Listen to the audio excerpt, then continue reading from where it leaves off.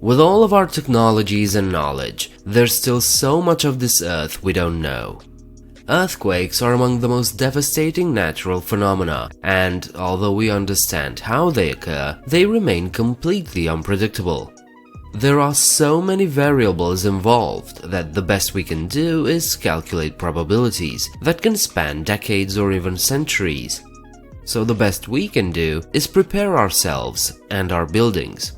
In just a few seconds, the slow movement of tectonic plates can suddenly accelerate, releasing massive shockwaves and destroying countless lives. Today, we'll talk about one of Earth's greatest shows of force: earthquakes. Hello, and welcome to 7 Facts. It was on April 18, 1906, when the United States suffered one of its greatest natural calamities, a powerful earthquake in San Francisco. At 5:12 a.m., the earth shook with an estimated magnitude between 7.9 and 8.3 on the Richter scale. A stretch of 450 kilometers of the San Andreas Fault line ruptured, releasing a shockwave that propagated nearly 500 kilometers in all directions. The hardest hit was the city of San Francisco. In some areas of the city, the ground was displaced 6 meters apart. Initially, the number of destroyed buildings and lost lives was surprisingly low.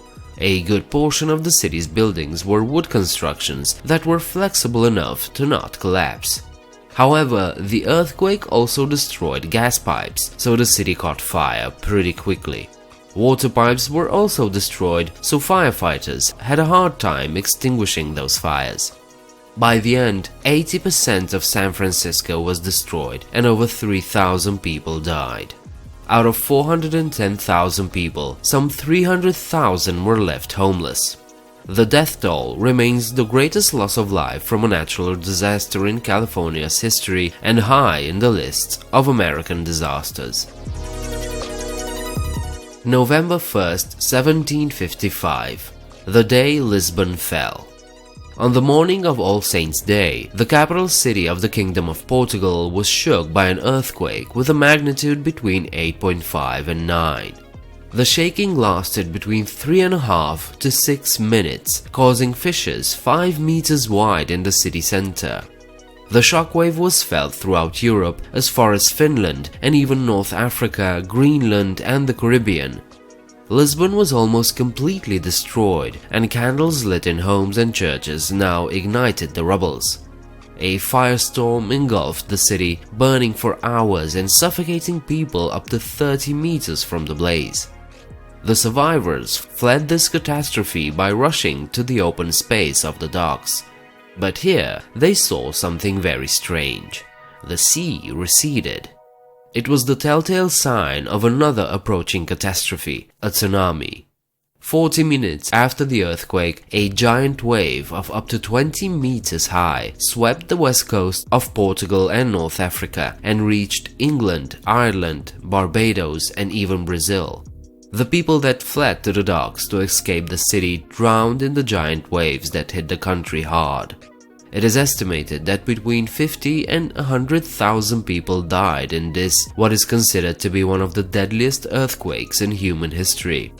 It was such a horrible event that it actually triggered the development of modern seismology and earthquake engineering. As horrible as the above events were, they are nothing compared to what is believed to be the second deadliest earthquake in history. The 1976 Tangshan earthquake. Tangshan is an industrial city in northeast China. In 1976, it had a population of 1 million people. On July 28 that year, at 3:42 a.m., this city was hit by a 7.6 magnitude earthquake, followed by a second 7.4 magnitude aftershock. The result? The city was quite literally leveled.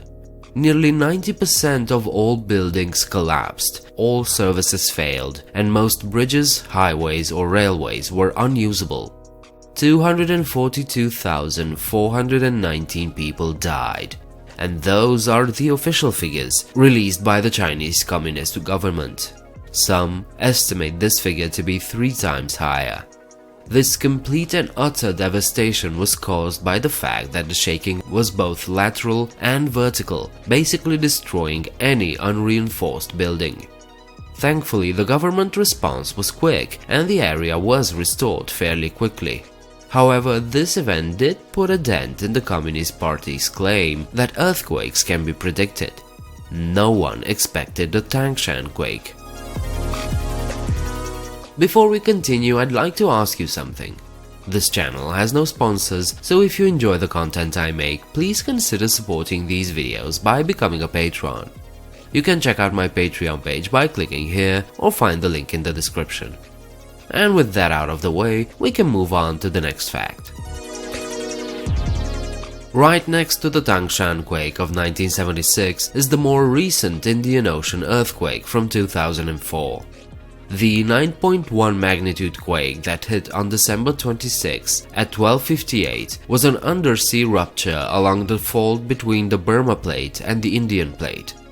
This rupture is the longest known by seismologists, over a length of 1,300 kilometers. It's also the 3rd largest ever recorded quake and caused the entire planet to basically vibrate as much as 10 millimeters. This was a giant beast, and it triggered an equally giant tsunami. You see, this earthquake caused a sudden vertical rise of the seabed by several meters, displacing inconceivable amounts of water. A wave between 10 and 30 meters high hit the coast of Indonesia, with the city of Banda Aceh being especially hard hit. The earthquake and tsunami caused the death of nearly 228,000 people. Earthquakes don't come alone. They're followed by aftershocks. Most of the time, these aftershocks are significantly less powerful, but sometimes they can be just as intense as the initial quake. Such was the case in the city of New Madrid, Missouri in 1811. The city was hit by a series of intraplate earthquakes over a period of 4 months.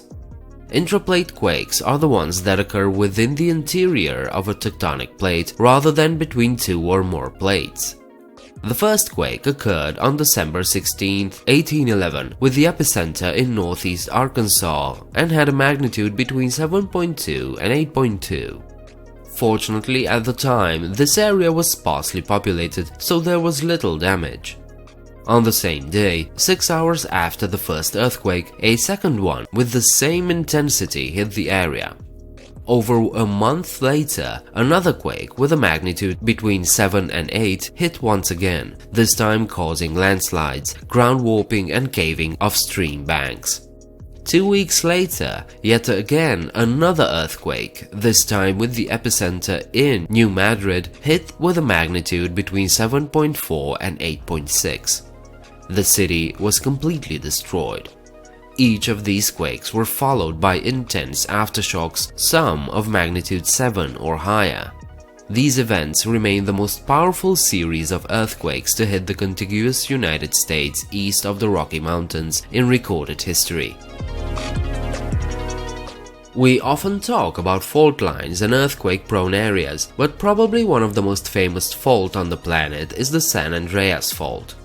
This is the boundary between the Pacific Plate and the North American Plate, crossing the state of California on a distance of 1,200 kilometers. The two plates have a horizontal motion in opposite directions, moving at a rate of about 5 centimeters per year. It might not sound like much, but that's actually really fast. So there's a large and constant accumulation of energy. The actual fault is tens of kilometers wide, but only small portions are visible at the surface, displaying a scar-like feature on the landscape. This fault is the cause of some 10,000 earthquakes occurring in California every year. The vast majority are minor and imperceptible by humans, although some are felt over large areas.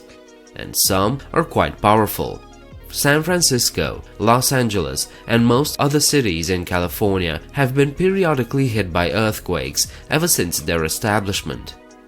To give you an idea of how dynamic this area is, know that San Francisco and Los Angeles are actually moving towards each other.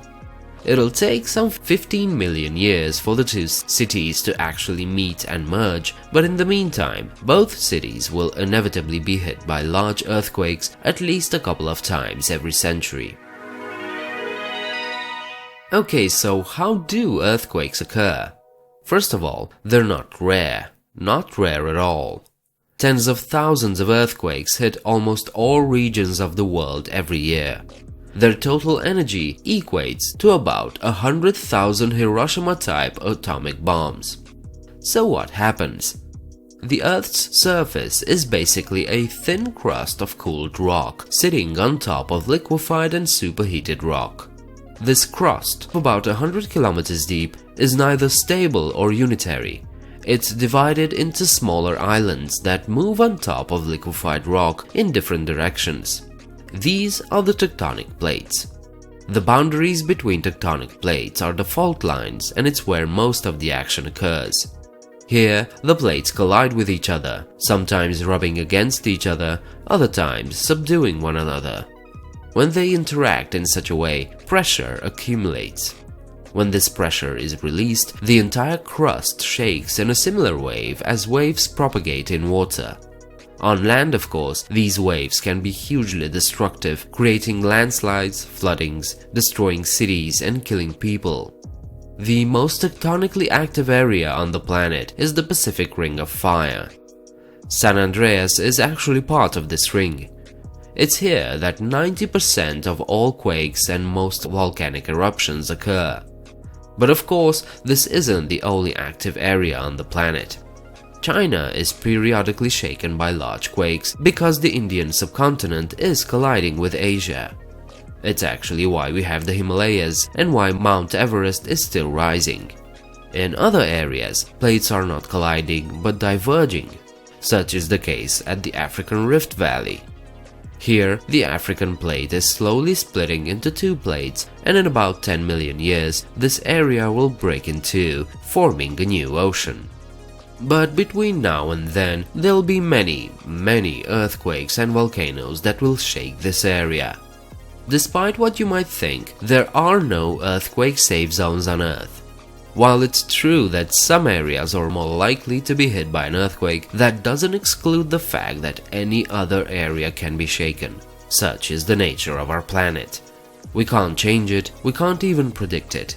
All we can do is humbly awe at the raw power of Earth. I hope this video was interesting enough to have inspired you to look into it further on your own. If you liked it, leave a like and subscribe. You can leave your comments downstairs, and you can also check out my Patreon page if you want to support me. The link is in the description. I hope to see you next time. Bye.